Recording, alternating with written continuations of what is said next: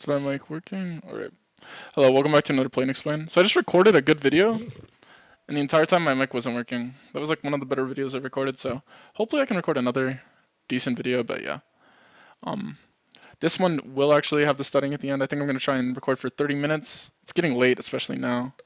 And post two videos, post two hands at the end for you guys, and it should be out hopefully at 3 o'clock, if I do everything right, p.m. EST. That's like going to be the time I aim for. Going to be range betting the king, queen, 10. On the 5-4, when you do open it, you're going to be calling these bigger bets, so. Yep. Or bigger bets. You're going to be calling a 3-bet, especially from the blind. Here the thing is he actually, we have king, queen suited here. We actually have like probably more straights than he does, so it's kind of a weird spot. Where like I don't mind actually playing a little bit of a raising range.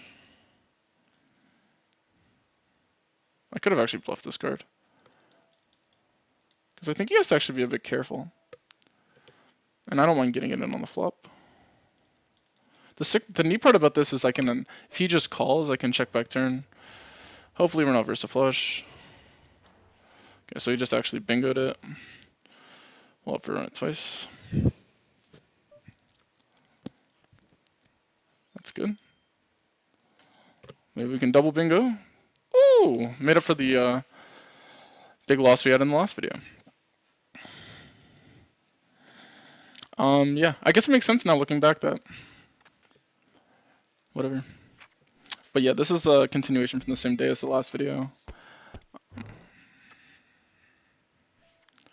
Okay, this I would say from king 9 to king queen, you can just take 33% of the time. You can just use this as some of your 3-bet bluffs. As the big one, you have to be really critical about what you put in a 3-bet to fold ratio to a 4-bet and the 3-bet to not call a 4-bet. There's basically no hands that are even close to mixing. As any hand that is too good to 3-bet that you don't want to risk folding is kind of a disaster when you get 4-bet.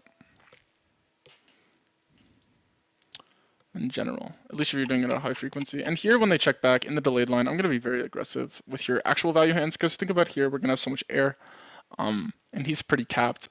So we're going to want to be able to bluff that. In order to be able to bluff that, we're going to have to be very aggressive with our pretty linear value hands, like king jack.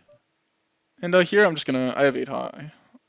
I'm going to find a b75. I don't mind necessarily having a b125. We have so many bluffs here, technically.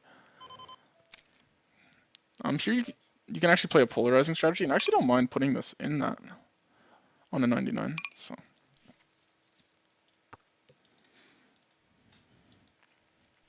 as the 9 becomes pretty beneficial in some runouts. Let's say a 7 comes off. Having an 8 and a 9 as your blockers is pretty useful. I would say 7 isn't like necessarily like the type of card though that we're gonna want to be going crazy on with our range. So it's not like, oh, we have so many value here, we're gonna need enough bluffs, because that's like some problems you can run into. Usually when you have that, when something like that happens, you have to actually start sizing down. For example, you have like a double paired board and you're really like almost your entire range has that. You have to start really sizing down. 4-card flush boards, 4-card straight boards, stuff like this. That's like a pretty obvious example. So he finds the lead into us, and you want to be raising this at a pretty aggressive rate. I'm going to call though on a 10.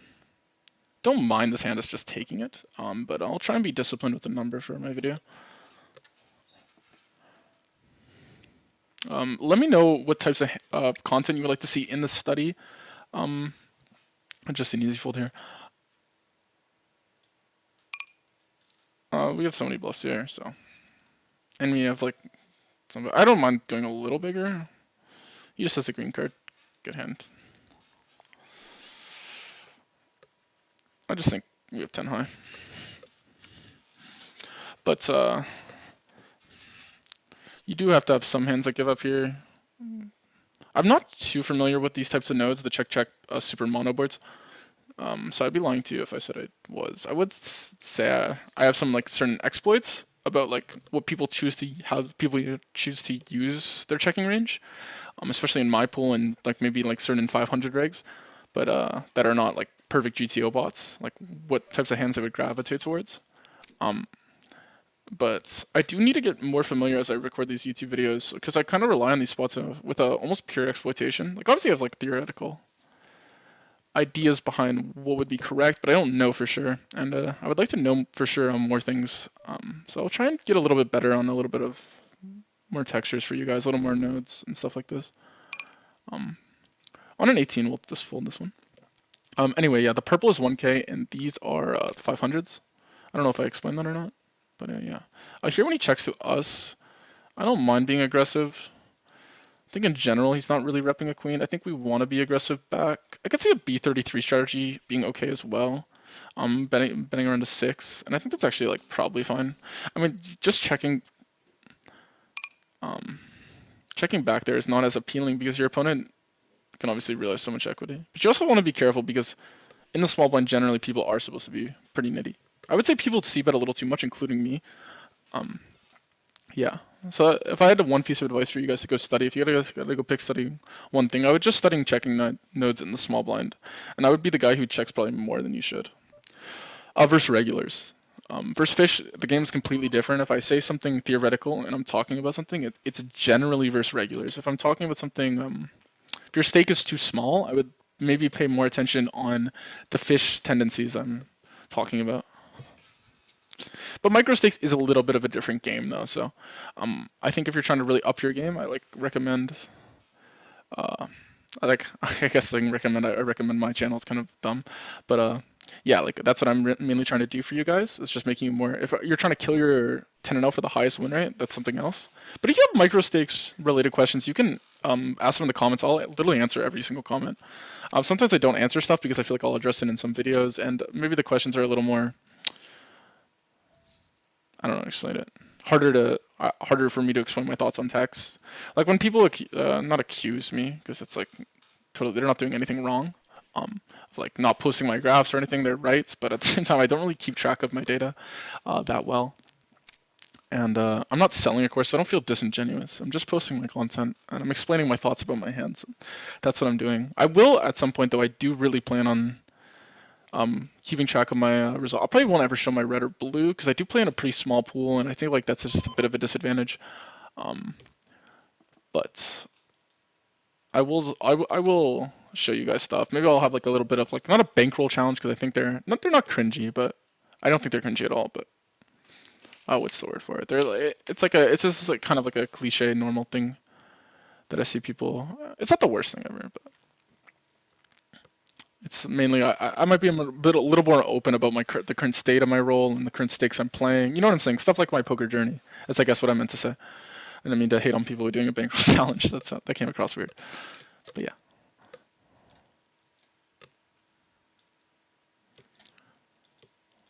So I'm gonna try and take two interesting spots, maybe like probably river spots realistically, and go over this. If there's anything in the description that I feel like I just went over and I feel like I might just put it in the video though. As hopefully I can start scheduling these uploads. First 2.2, 10.8 off's close actually. I think I'm just gonna let it go. First UTG. First UTG, I would say if you're in between the fence of calling or folding, just toss it. Unless like some people do overfold the suited hands though. The suited hands have a lot more playability and they have a lot like better equity versus hands that are killing them. Like for example, if I'm playing 10-8 off and my opponent is jacks, like obviously if I played 10-5 suited, like I actually have more equity. Actually, maybe that's not true, but pretty sure that's true. More playability, like more realizable equity. Yeah.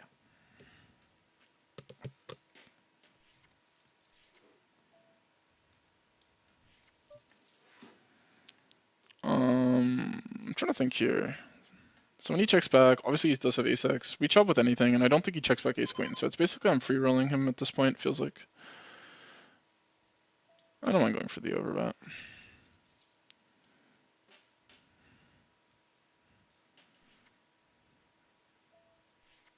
I do feel like I will be honest though. I don't expect it to get called. That was why I tanked. You guys see me like I think the overbet is probably the correct line in this spot, but in terms of like maybe not even theoretically, but in overall like because his checking range the way I actually perceive it to look, I feel like I can really attack it.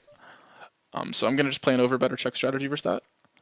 But I do feel like people are more lenient to folding that than they are hero calling with the king. So I felt like maybe I sized down. And I didn't. I think this hand is no. I don't. I think maybe this way it could be. I'm a 3 bets, but So this is one of the spots where you actually could the paired boards where they are range betting into, and you actually could play a bit of a calling range because you have a lot of hands that could just chill.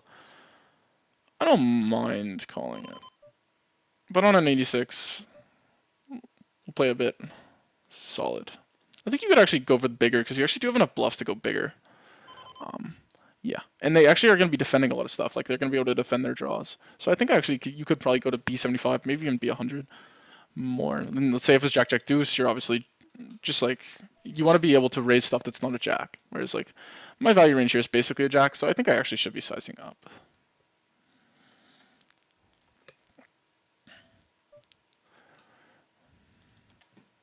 I would say I'm rusty on not my overall poker thinking. I think I'm more rusty on my actual like I haven't sat down and studied for like a week straight in a minute. So I am feeling like I'm due to Christmas and everything and then traveling. Not traveling anywhere crazy, but yeah.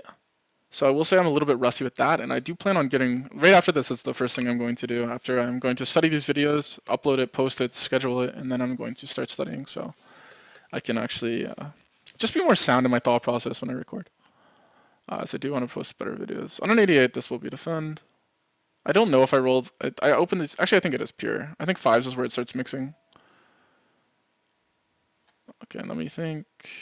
Gonna check this. I'm gonna check down here as well. This just hand has 0 equity, so it's just gonna perform better as a river bluff.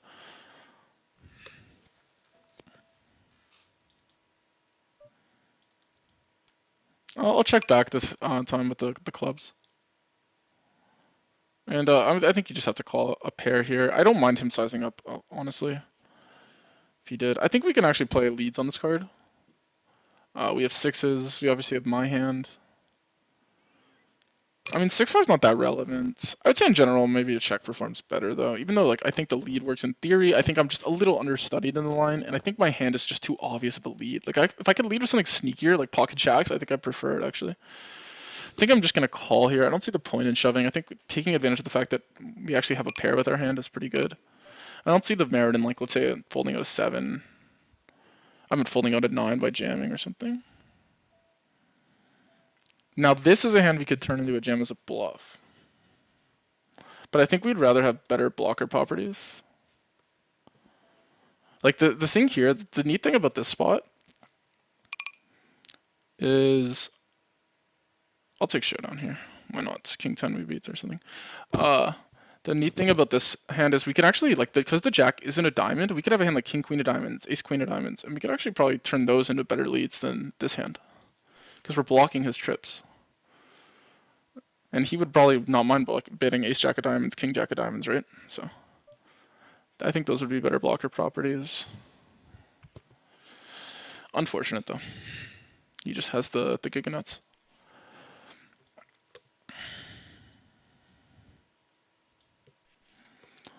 I think if the jack was at a diamond, we'd have to get a little more creative, and I wouldn't mind taking a hand like sevens here. But I think maybe even then you would prefer taking a hand like a 9-8 or something, blocking at least some form of their calling range that is nutted, like a hand like pocket eights. Jeez, I'm doing this weird. Actually, oh no. Oh no, I'm good. I'll call because I took so long, and this hand actually wants to call it off pretty high frequency. So I don't mind it.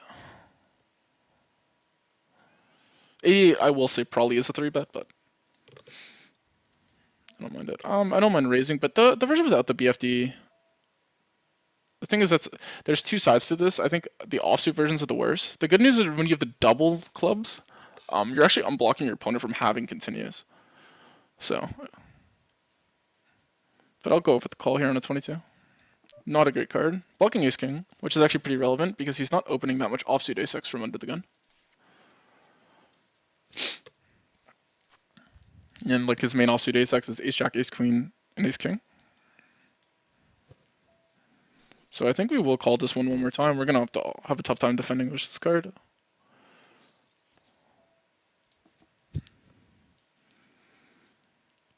And on the river, I think I will be saying goodbye to my hand. I don't like the jam because I think ace king is in some of his folding range.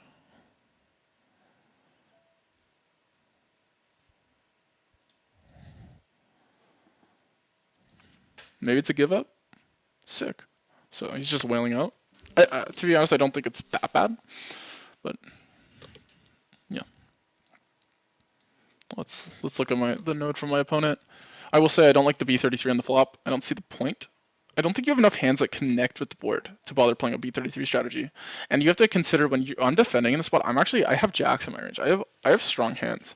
So you just playing b33 into it is kind of not the greatest approach. I think it's probably okay, but the b33 rainbow, I think you really want to leverage how much really strong hands you have in your range. It is lower, so I don't necessarily think you need to overbet, but I think a b75 over check performs better in practice. I could be yapping, and I'll probably when I rewatch this video, if I say something, that's probably what bugs me the most when I rewatch. When I say something and I run it, I'm like, ooh, I was wrong. But yeah, I think that's just pretty normal though. If you guys watch me, like you're gonna realize, like in the comments, you'll see in the description, actually I was wrong. Because yeah, I have a lot to get better at. I've realized that recently from playing today, but I really do think that I want to post a good video today, so that is my plan. And yeah.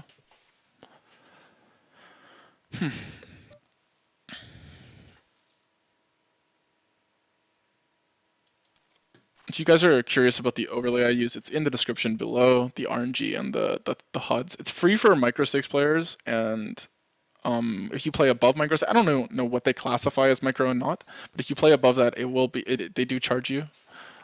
You do have to pay for some of the benefits to use like more than I don't know exactly what it is, but yeah, if you use my link, I get like what's it called?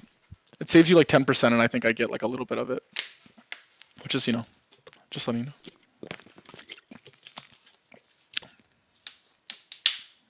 So if the water bugs you.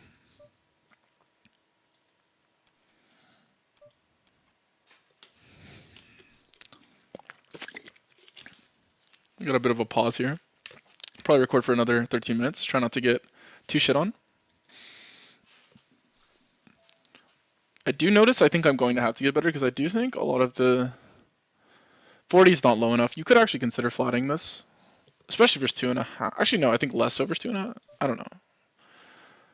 That's the weird back and forth, right? Like when the opening size is bigger, it's like the pot's already bigger, so you're getting some value out of playing a pot rather big with ace king. But then there's the flip side of it. It's like, well, you're less incentive to call, so maybe you make more money when they fold pre too, etc. I actually don't know the answer. I do need to study more versus my 2.5x. Ace 3 is close. Versus 2.5, I'm gonna let it go because I know versus 2.3 it's mixing, so versus 2.5 You can do both here. I'll call in a 61. I don't know how high of a number we need.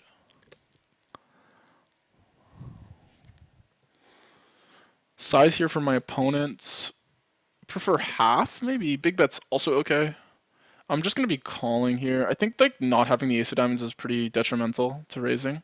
Especially versus the bigger size here. I don't mind just calling. The 6 is a great card for me. Obviously. It basically, for multiple reasons, doesn't really improve him at all. Like all of his bluffs, like if an ace comes off, obviously if he's bluffing, he gets there. There's more to it though. It's like, so when I call, I actually have a pair. So any quote unquote brick / card that improves for me is usually good, and a 6 is that. I'm going to check though. Could consider leading. Because generally on bricks, when you call, you actually have a big enough equity advantage, usually to lead. Like for example in a deuce, because I'm repping like I have a 10-8. He does have kind of a big advantage here though. I think here we want to call still once more and evaluate. I don't think we can ever toss this hand. I don't really like jamming it for reasons I said earlier. I mean, we could fold out the ace of diamonds with the jam now on the turn, right? So maybe it is an okay jam. You block kings and queens. I do feel like I have a... Never mind, maybe I shouldn't say this on video. I'm going to go for the call. And I might not be correct. I feel like a jam might have been better. But I might have a couple exploits on my opponents that I feel like I'm not comfortable saying on video. If you guys I'm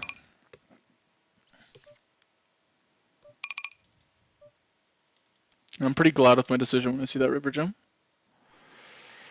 I'm gonna have to apologize for that one, guys, but I'm gonna have to bite my tongue every now and then, just because yeah.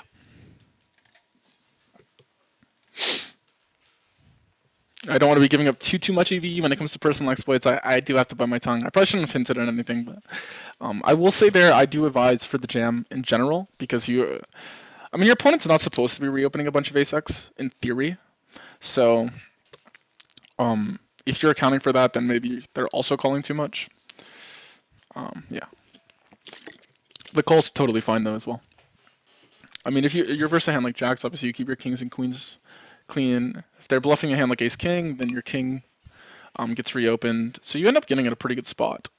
You're always kind of live. You fold out the diamond. I mean, you kind of run into it versus ace 10 of diamonds or something. I'm here on the side.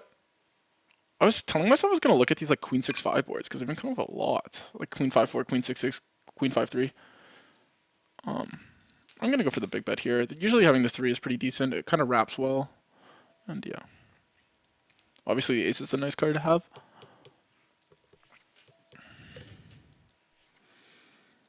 So I'm recording for 10 more, probably 10 more minutes, maybe 15 more minutes, if I don't get anything too interesting, and then I'll end the video there, and stay tuned because I'll go over 2 spots with this solver program I use, and yeah.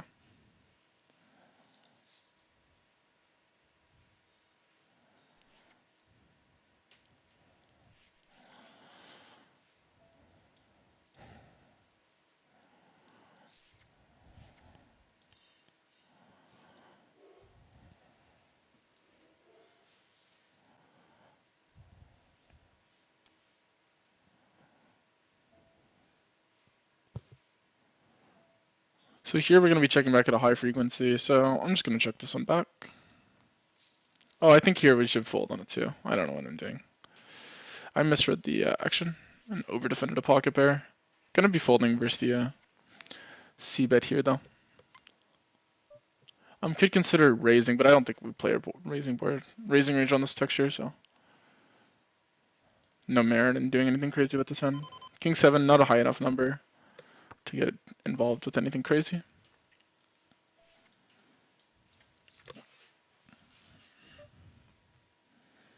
Don't mind the float. I mean, you kind of backdoor into a lot of stuff. I would say this board is like also like usually probably 2 c-betted. I'm gonna go with something a little dumb. I don't mind the call for, but we folded some other king back. King X, he might be range betting, so I kind of prefer raise to a call in my mind.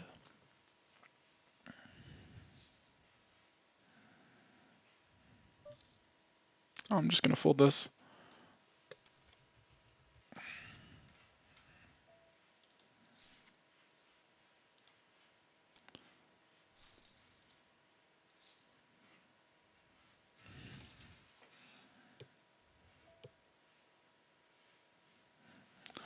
On and I think this is generally gonna be fold versus, but I will defend it. This one's close. I don't know if he's opening to 2.2 and it is confusing me, I will admit. So I'm trying to leverage or trying to think about. I didn't mean to fold this. It is a mix, I think. So I'll go for the check again. We do block bluffs, but I also don't know how much worse he has. The deuce pair is obviously like jack. The jack is unappealing for me, but yeah. It's still okay if he hits a jack. It's not gonna make me that much more money though, is the difference.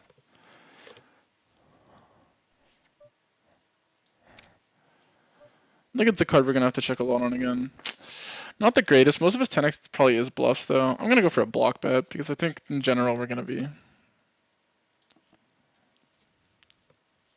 Does he have a 10? I feel like unless he has like ace 10 or something like this. Oh, so he just got destroyed. I'll go to 20. Yeah.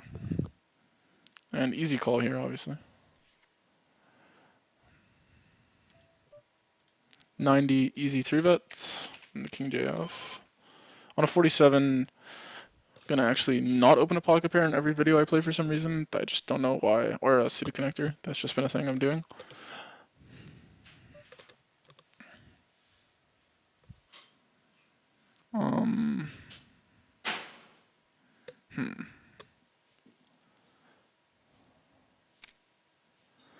It feels like the action's been pretty slow in this video. Not too much happening, but yeah. But yeah, if you have any questions, let me know. If you have questions about me, I find this less interesting, I will be honest, as opposed to the poker, but I will answer. I'll try to, unless it's like obviously too much. I can't tell you my life story, but I'm just gonna check here. This is a weird range. I haven't looked enough at like the 125-ish range. I think I like half bought. I'm playing a good amount of checks on this board actually. On an 11 with the ace of diamonds, I feel like that's more likely to bet. Could be wrong. I mean, obviously you have like the added hands, but you also have some added. Actually, I would say on this exact board, the ace of diamonds actually does seem worse. In the sense of, it doesn't seem like a board where people are going to be calling like ace-5 backdoors, stuff like that. So it doesn't actually net you more value, but what it does do is it forces when your opponent calls a hand like ace-jack, he's going to turn flush draws and stuff more often. So if you were to check one, I think you would prefer the ace of diamonds. I could be wrong though. This is all me guessing, but it's good to have assumptions before you go to look at a hand. Because let's say here the board was there was no queen. The board was the card was a 3. Well, then he's gonna float almost all of his backsuit ace-x, right? So then I'd probably want him to have those when I bet, because then I would be obviously that's a range bet, so that's like let's negate that for a second. Then I would want him to have those when I bet, so then I would be okay. That would make sense for me to want to charge those hands by having the ace of diamonds. But in this spot, I don't think he's gonna be calling a hand like ace-7 of hearts here when I bet. So in general, I think I would actually rather check these types of hands because I have like I'm getting too nerdy maybe. I'm gonna lower my equity in the overall hand, like to play a bigger pot. If that makes any sense. Versus these ace jack suited and types of hands.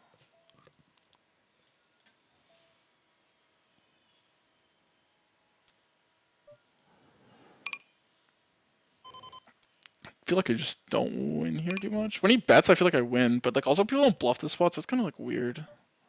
The 8's a terrible card, right? Like obviously you want him to have an 8. Versus this, it's probably like an ace, but I don't know. I guess he was just trying to get me off a queen. It's such a weird line. Like I don't know why we're doing this. Why are we playing poker like this in current year? It's kind of like weird when I see lines like that because I know he knows it's probably not theoretical play. He's probably like just trying to like do it to do it. You know what I mean? Does that make any sense? So in a way, I feel like disrespected. Like why? Like did you think I was going to fold my hand there? I don't know. Maybe it's a read on me. But yeah, that's why I sometimes can come across hypercritical. Maybe I guess maybe I feel insulted by people because I know this guy's not like the worst player ever. So. If I say something offensive about someone, please, like, don't take it personally. It does not mean the guy sucks at poker. If I go, this guy sucks at poker, that does not mean he sucks at poker. That's just how I am. I feel like I've said that in multiple videos, but that's just how I am. If I say someone played the line like a dumbass, and then I go run it and he's right, that's happened to me a billion times when I'm not recording. I'm sure that's happened to a billion people. They just don't record everything they say or do. So, I guess this is probably just overfolded, so we'll bet, and then we'll just give up. I wouldn't mind just saving it for the river because we're basically drawing dead with our hand, and we should pick a hand probably with some equity. But yeah, because if he floats, let's say a hand like with a 6, and then we lose because we're just blasting and then we get bluffed, it's kind of stupid. In general, yeah. Like if we're gonna go for the bet fold thing, just do it on the river. So that was definitely pretty dumb by me. I don't feel like anything too interesting has happened in this video. I might just keep recording for a little bit longer. I do have to get to bed though. It's 2:28 in the morning. I will be studying for like probably till 4 though. I gotta eat though. And this is a good luck us spot. This guy's on the nittier end, but obviously don't really want to call this hand. I'd rather call kings and aces. This hand's just a pure jam, I think.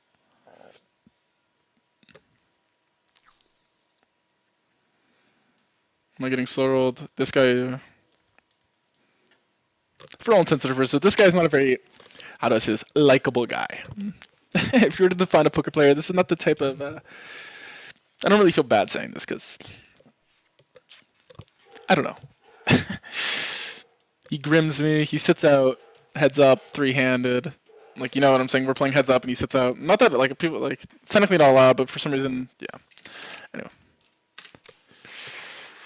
I don't need to get into internet drama. I'm not big enough of a YouTube channel for that one yet.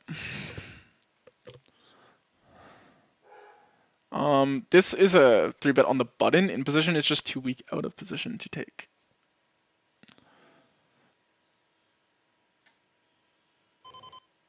Because I guess you just want to realize your equity more with these middling type hands, and you don't really get to do that with like these hands like 8, 9, 6, 7. You can actually win with one pair when you're in position because you control the action. Whereas it's a lot harder to do that out of position. You'd rather have stronger types of holdings. Yeah. Just gonna fold here. I don't necessarily believe the guy. I have ace-10 suited. Nice one.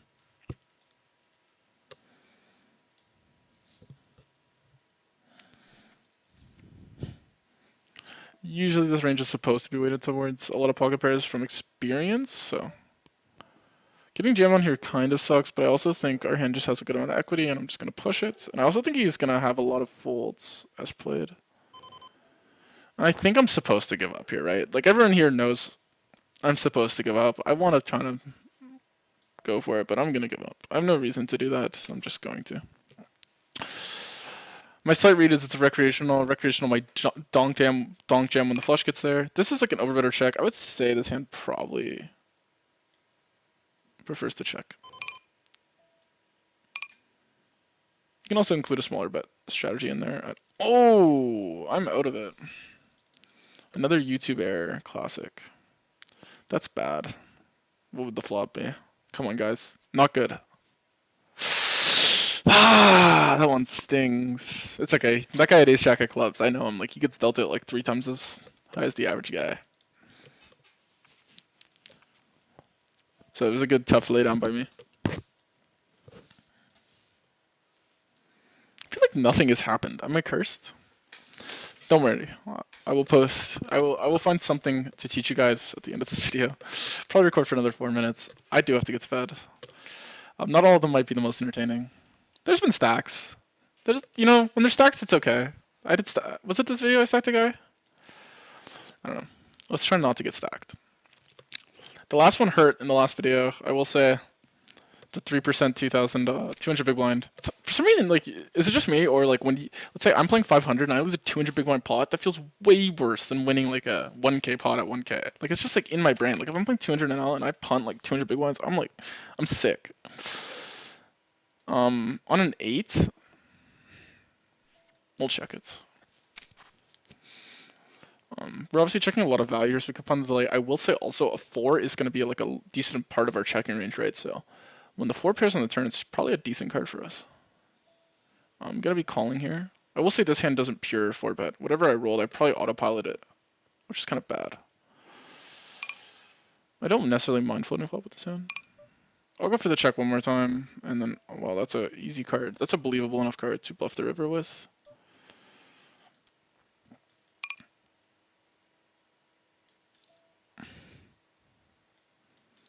I'll go with the small bet and fold to a jam.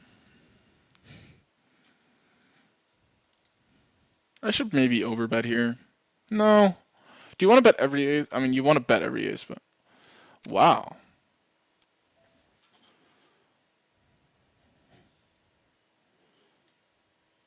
I'm trying to think, what do I gain from jamming? So like, this is a wide range spot. Not blocking aces is kind of annoying.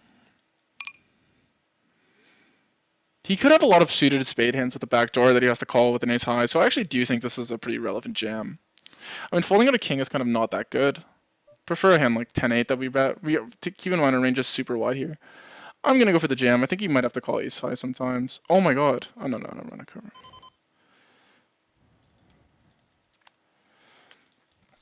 It is close. I think I'll take a look at these spots. I've had a lot of these types of spots. So.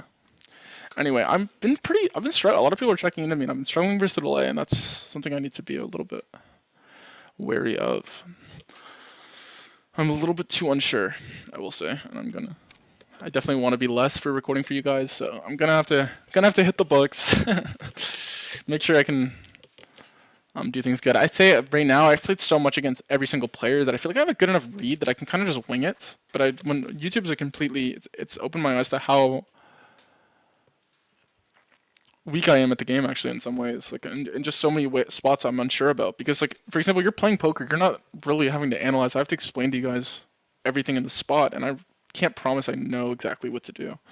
You know what I'm saying? So it's definitely, which is like that's life. Like that's poker. I'm not the best player ever to play the game. So Queen 6 here, by the way, is the bottom. I'll just teach you. Never cold foring, but um, wow, we have the same hand again on an 82. I think we do find it though.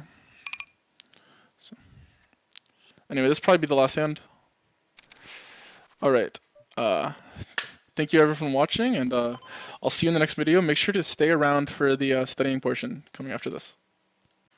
All right. Overall, I've been struggling to find hands for this video, so I went with the one. I know luck. I just prefer like a very, very, very high frequency B50, but I changed it to a B75 or check strategy. I will say I don't really think that's what my opponent's playing in this spot, but I'll show you the video just to make it run smoother. That's what I went with. What's it called? So here in this hand, we have King Queen. You're raising more frequently the lower kicker you have. I think King Queen is just you are blocking too much of your other flush draws. I'll call you that are worse, such as like hands like Queen Jack, Queen 9 suited.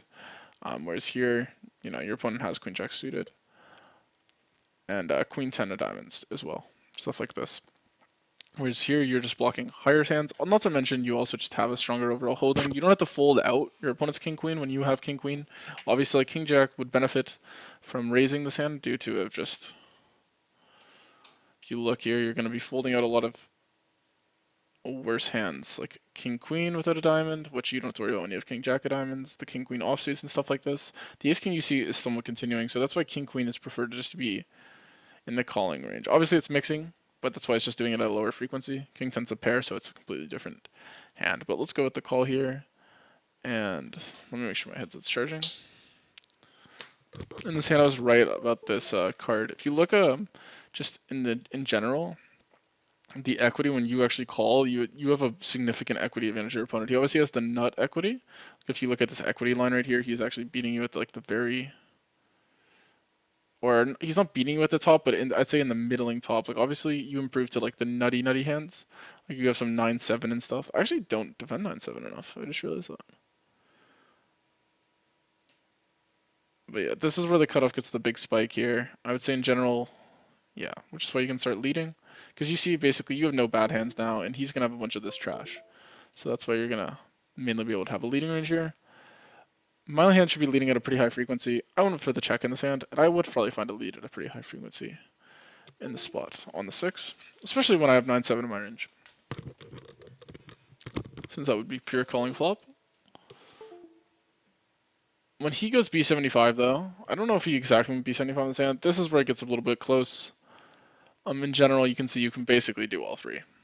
So in this spot, I would kind of advise, unless you're playing versus a literal robot, to what's it called? Kind of go with your read in the hand. I guess like honestly, I was thinking in game fold might be okay. Actually, no, I'm pretty sure he sized to half. I remember him betting like 22 big blinds. So versus the half pot where there's actually room for other stuff. Let's see what happens. Sorry if my headset keeps unplugging it and plugging. Oh, so it starts to prefer just a really big size. So you can see here for your opponent, you're supposed to be very polar.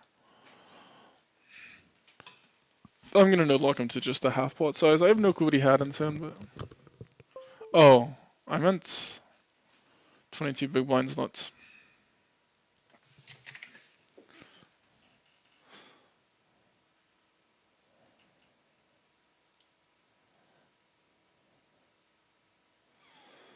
Yeah, in general, King Queen prefers just calling. In general, I guess in the spot you're just not jamming too often. Yeah, you have some checks, but yeah. And on the river 4, I don't think you're leading anymore with this type of hand through like all of it. Like you're kind of just not that weighted to 7x. Yeah. He has obviously some as well. But yeah. Anyway, on to the next hand.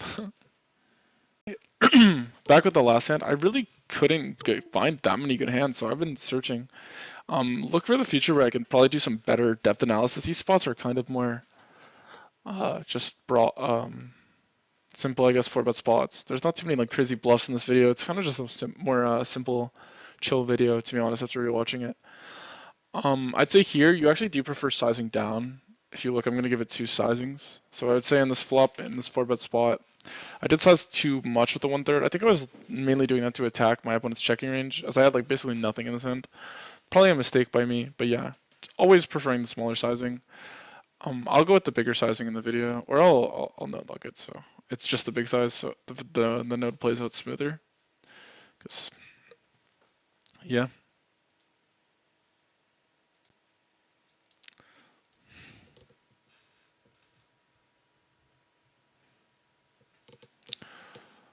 So we find the B33 here, and our opponent's supposed to be, when you size up here, your opponent's not really supposed to be calling that frequently. When you go to the B20, they're actually more priced into call with a lot of these middling hands, so they don't have to actually play as much of a shoving strategy as they do, which is I guess like kind of why you prefer that smaller size. So you kind of like actually gain a little more. You risk less, and I guess like normally in your pool, I would imagine people are going to be deviating one way or the other, but by sizing smaller, you're kind of attacking the right errors that they might be making, which is probably under defending. I would imagine people aren't over defending, so I can get behind the smaller size. So when he checks into us and we hit a 10 here, this is where I messed up.